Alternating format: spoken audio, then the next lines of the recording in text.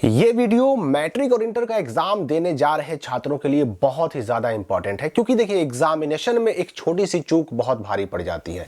मैं इस वीडियो में आपको चार वो चीजें बताने वाला हूं, चार वो काम बताने वाला हूं कि अगर आपने ये चारों काम अपने एग्जाम में कर लिया, हर दिन के एग्जाम में इन चारों पॉइंट्स को फॉलो कर लिया, तो किसी भी हाल में टीचर आपको फेल नहीं कर सकते। इसलिए हर एक छात्र, चाहे पढ़ने में कमजोर हो, चाहे पढ़ने में एवरेज हो, चाहे पढ़ने में बहुत अच्छा ही क्यों ना हो, ये चारों चीजें सबको फॉलो करनी है। और अगर आपने फॉलो कर लिया तो फिर आपका रिजल्ट बेहतर से बेहतर होने से कोई नहीं रोक सकता। और फेल तो खैर होना भूल ही जाइए, अगर आपने ईमानदारी से फॉलो कर लिया तो। इसमें सबसे पहला काम कि अपने साथ जो चीजें आपको सेंटर पर ले जाने के लिए जरूरी कहा गया है वो जरूर लेकर के जाएं। एडमिट कार्ड जरूर लेकर जाएं, एक आईडी कार्ड, आधार कार्ड हो या बैंक का पासबुक हो, वो जरूर लेके जाएं। और अपने साथ कम से कम 2 पेन जरूर लेके जाएं। और पेन वही लेकर के जाएं जिससे आप पहले लिख चुके हो, जिस पर आपका हाथ बैठ चुका हो। और न्यू पेन किसी हाल में नहीं लेके जाना है।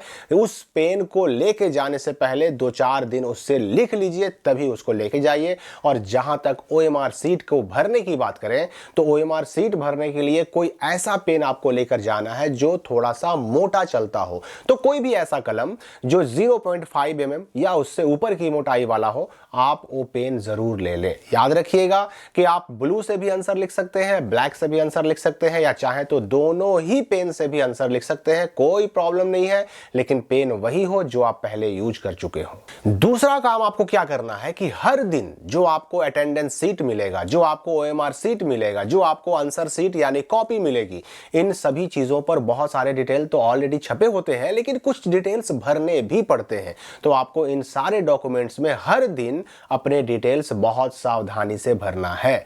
अब इसमें देखिए क्वेश्चन का जो बुकलेट नंबर होता है, यानी जिसको हम लोग क्वेश्चन नंबर भी कह सकते हैं, प्रश्न पुस्तिका संख्या भी कह सकते हैं, ये भी बहुत सावधानी से भरनी है। ओएमआर पर भी भरना रहता है, कॉपी पर भी भरना रहता है, और साथ ही साथ ये अटेंडेंस सीट पर भी भरना रहता है। दूसरी चीज कि सेट कोड भी हर दिन आपको भरना पड़ता है। ये सेट कोड अटेंडेंस सीट पर भी भरना पड़ता है, ये कॉपी पर भी भरनी पड़ती है, और ये ओएमआर सीट पर भी भरना पड़ता है। तो जो चीजें भरनी है, खास करके क्वेश्चन बुकलेट सीरियल नंबर और खास करके सेट कोड, ये हर दिन आपको जरूर भरना है, सही जगह पे भरना है, सही भरना है।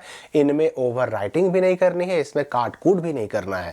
और मैं आपको बता दूं कि ये जो ओएमआर सीट है, अटेंडेंस सीट है, आंसर सीट है, इन सबको सही भरने, इनमें कहां पर कौन सी गलती से बचनी है, इनका अलग से वीडियो बना हुआ है, उस चैनल पर जाकर के आप देख सकते हैं, तीनों का वीडियो बना हुआ है। तीसरा काम जो आपको करना है हर दिन के एग्जाम में कि जितने सवालों का जवाब देने के लिए कहा जा रहा है, उतने सवालों का जवाब 100% आपको देना है तो देना है।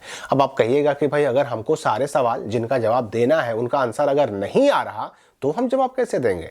देखिए ऐसा नहीं है कि अगर किसी सवाल का जवाब नहीं आए तो उसका आंसर देना संभव ही नहीं है। आप उस सवाल में पूछे जा रहे तथ्यों के बारे में, आप उस सवाल में कही जा रही बातों के बारे में जो कुछ भी जानते हो, जितना भी जानते हो, जैसे भी जानते हो, कुछ तो लिख ही सकते हैं। बिल्कुल छोड़ने से अच्छा है कि क्वेश्चन के आंसर में कुछ ना कुछ लिख करके आया जाए।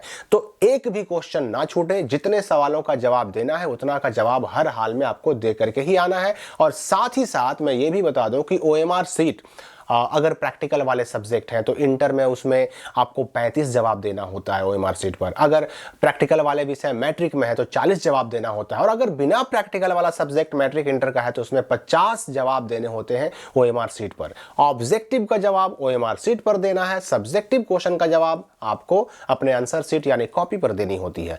तो आप ध्यान दीजिए कि ओएमआर सीट पर भी आपको जितने जरूरी है, 50 हो, 35 हो या 40 हो, जितना आवश्यक, जितना मांगा जा रहा है उतना आंसर आपको दे करके आना है, उतने गोले रंग करके आने हैं। गलत तो गलत, सही नहीं याद है फिर भी रंग करके आना है। हो सकता है उसमें कोई सही हो जाए, क्योंकि अगर आप छोड़ के आते हैं तो उसमें तो फिर मिलने का कोई भी अंक या नंबर मिलने का चांस ही नहीं रहेगा। लेकिन अगर उसको रंग करके आते हैं तो 4 ऑप्शन में से एक ऑप्शन के सही होने का 25% चांस तो रहेगा, प्रोबेबिलिटी भी तो रहेगी।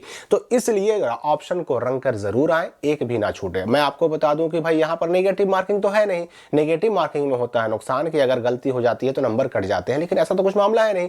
इसलिए वो भी आपको 100% रंग के आना है, जितने वांछित हैं, मांगे जा रहे हैं उतने। और चौथा काम जो आपको करना है कि आपको जितना हो सके अच्छी राइटिंग में लिखनी है, जितना हो सके सजाकर लिखना है, जितना हो सके कोशिश यह करनी है कि आपकी हैंडराइटिंग खूबसूरत हो। साथ ही साथ हर सवाल के जवाब में उस सवाल का प्रश्नोत्तर संख्या यानी प्रश्न संख्या लिखें, क्वेश्चन नंबर लिखे या प्रश्नोत्तर संख्या लिखे, वो जरूर लिखना है। अगर क्वेश्चन सेक्शन में बटे हुए हो, खंड में बटे हुए हो, कहीं पर आपने देखा होगा section A, section B, section C या फिर खंड आ, खंड बा, खंड सा, अगर वो खंड में बटा हुआ है तो खंड भी जरूर लिखा हुआ हो कि किस खंड के किस प्रश्न का उत्तर आपने लिखा है। यानी हर एक प्रश्न के साथ ये स्पष्ट लिखा होना चाहिए कि भाई वह किस खंड के किस प्रश्न का उत्तर है। ये जो कॉपी चेक करने वाले टीचर हैं उनको समझने के लिए मेहनत ना करनी पड़े, ये आपको ध्यान रखना है। और मैं आपको गारंटी देता हूं कि अगर आपने ये 4 काम कर लिया ना तो किसी हाल में आप फेल नहीं हो सकते हैं, किसी हाल में नहीं। और याद रखिए कि अगर आपका स्टडी अच्छा है, तैयारी अच्छी है तो फिर तो कहना ही नहीं है, लेकिन अगर आपने इन 4 कामों को कर लिया तो किसी भी हाल में एग्जाम में फेल होने का तो सवाल ही नहीं उठता। अगली वीडियो में हम बात करेंगे कि वो 4 काम कौन से हैं कि जो किसी भी हाल में एग्जामिनेशन हॉल में नहीं करना है। एग्जाम में जिन 4 चीजों से 100% बचना है वो हम बात करेंगे अगली वीडियो में। इस वीडियो के लिए फिलहाल इतना ही, अगली वीडियो में मिलेंगे हम नए अपडेट के साथ।